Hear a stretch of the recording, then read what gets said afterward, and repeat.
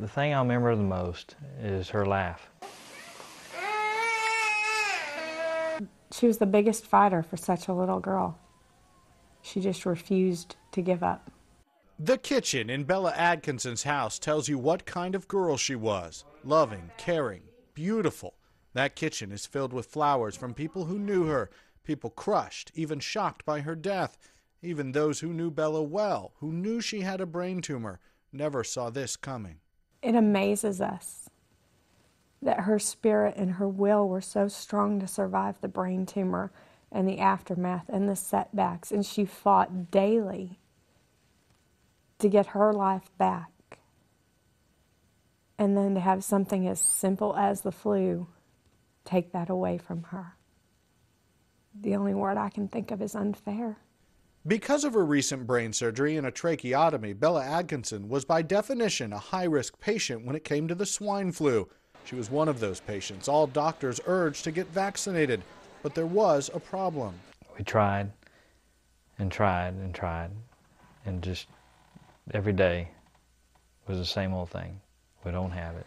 It's not in yet. And every day that happened, I knew we were putting more at risk with as many cases that were going around. The Adkinsons say they called everyone they could think of and were on waiting lists at several doctors' offices. We kept asking, and for 6-8 weeks we were begging, can't you just tell us where to go?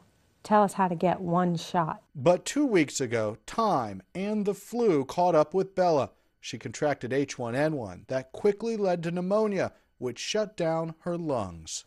In 5 hours, it was too late to save our baby. And that should have never happened. Never should have happened because the Adkinsons say the way H1N1 vaccine was distributed was flawed.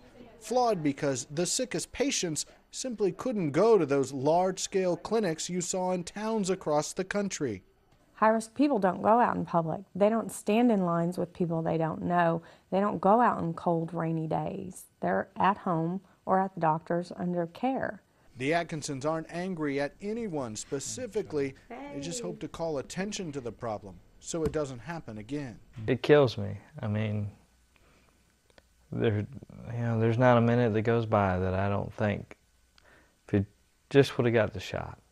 Bella Adkinson was 16 months old. Her funeral was Saturday.